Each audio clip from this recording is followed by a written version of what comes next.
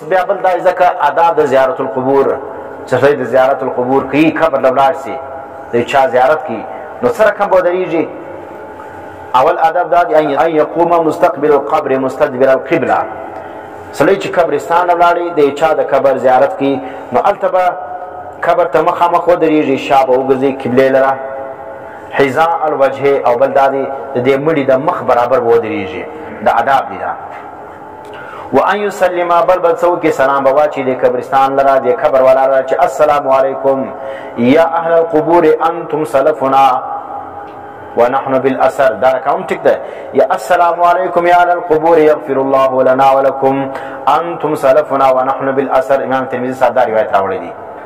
صحیح سلو معنا چې السلام علیکم سلام دی پر تاسو باندې ای قبر والا، یغفر الله لنا الله دې موږ له بخشش وکړي، ولکم ستاسو دپاره الله دې موږ ته دوار لره بخشش وکړي. انتم سلفنا تاسو زموږ سلف یاست، سمانه زموږ ته مخ کړي یا سلف مخ ته وایي. ونحن بالاثر مستاسو پر قدمو باندې روان یو، معنی چې هر سکند تېرېږي موږ تاسو له نږدې کېږو، موږ هم روان یو چا لره قبر لره. نو انتم سلفنا ونحن بالاثر نو دی به سلام اچي. بل دا دی ولا یمسح القبر ولا یقبله مرکات لیکي. دا زه نه وایم. اوس که په دې باندې سړی وهابي کېږي یا د اسلام وځي ویني یا خوارج جوړېږي نو ملا لقاري صاحب غټ خارجي او غټ وهابي دی. هغه فرمایي چې قبر له بلاس نه وړې، په قبر باندې بلاس نه مږي، ځان به نور باندې مږي. ولا یمسح القبر قبر له بلاسونه نه وړې. ځینې بعضې خلک په قبر باندې پرېږدي، خاورې پر ځان باندې مږي. ویني د خاورو څخه دغه جوړي غوټې جوړي ځان له راوړي، بیا دلته په اوبو کې اچي د برکت لپاره استعمالوي. د قبر خاوره په توره تبرک استعمالول دا جایز نه ده. نو ولا یمسح القبر ولا یقبله. او دا رقم قبر به مچي نه، بعض خلک ورسي ډبرې مچي، قبر مچي. نو د قبر مچېدل جایز نه دي، قبر له سجده هم جایز نه ده. بعض خلک ورسي هلته څه کوي، سجدې ورته کوي. بعض خلک طوافونه ورباندې کوي. نو د قبر طواف هم نه دی جایز، قبر له سجده هم نه دی جایز. صحیح سلو د قبر مچېدل هم نه دی جایز. ولا ينحني او دا رقم به سر بنور تکشته کوي قبر لره. قبر لره چې لاړې سر بنور تکشته کوي، طواف بنور باندې کوي، مالګه به نه خورې، خاورې به نه خورې، ډبرې به پر ځان نه تېرې، جنډې به نور باندې درې، قبر باندې به ګمبد نه جوړوې. دا داسې شیان دي شریعت منع کړي دي.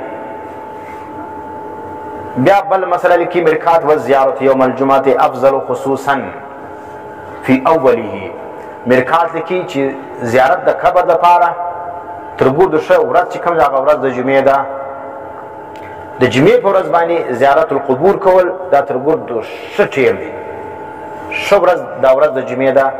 بل څه دی بیا په د جمعې په ورځ کې بیا کم ساعت تر ګور د افضل دی، هغه اول وخت ده، سهار څه دی، سهار وختي ورتلل دغه لره قبرستان لره او زیارت کول دا تر ګور د زیات چې دی ده د افضل دی. ولی وای وجاء فی الروایت انه يعطى للميت في يوم الجمعه الادراك اكثر مما يعطي في سائر الايام.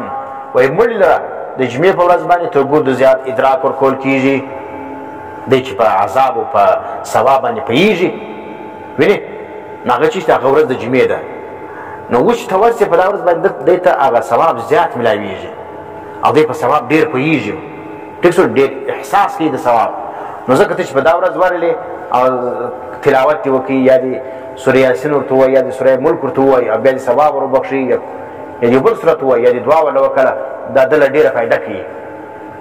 ځکه په دې وخت کې په ورځ د جمعې باندې بیا خاص کر د سهار په وخت کې دله ادراک ډېر وي په نسبت د دا نور روز باندې. نو ځکه د جمعې په ورځ باندې تلل او خاص کر د سهار په وخت کې تلل دا تر ګور د افضل دی. دا حضرت بریده فرمایي قال رسول الله صلی الله علیه وسلم چې فرمایي رسول الله صلی الله علیه وسلم نهیتکم عن زیارت القبور.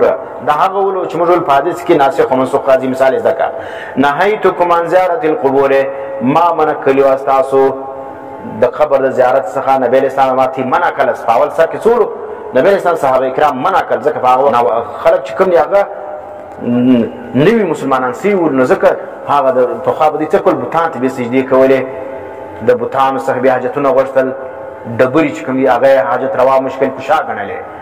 بعضو خلک د لمر څخه حاجتونه غوښتل، لکه د ابراهیم علیه السلام قوم د سپوږمۍ څخه حاجتونه غوښتل، د ستوري څخه حاجتونه غوښتل.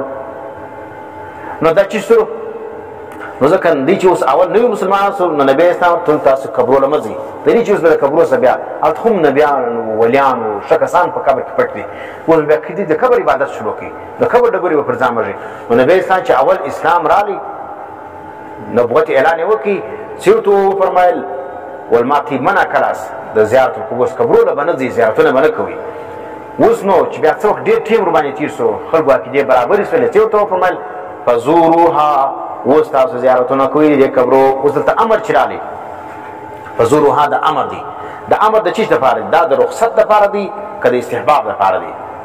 نو بعضې علما دا د رخصت دپاره څه معنا پخوا نو جایز اوس جایز سلو رخصت سته، پخوا نو جایز اوس مستحب دی. دا څه وعلیه الجمهور، جمهور دا دی چې یا قبر زیارت کول دا امر د استحباب دپاره دی، بلکې بعض علماء په دې باندې اجماع نقل کړی دی چې معنی اجماع د علماء په دې باندې چې قبر زیارت دا چې دا مستحب دی. دا او دغه چې کوم دی علامه ابن عبدالبر هغه د بعض علماء سره نقل کړی چې واجب دی چې قبر زیارت به څه کوي، قبر زیارت کول دا واجب دی. خدا کول چې کوم دا مرجوح دی، صحیح کول دا دی چې د زیارت د قبور دا چې دا مستحب کار دی. دا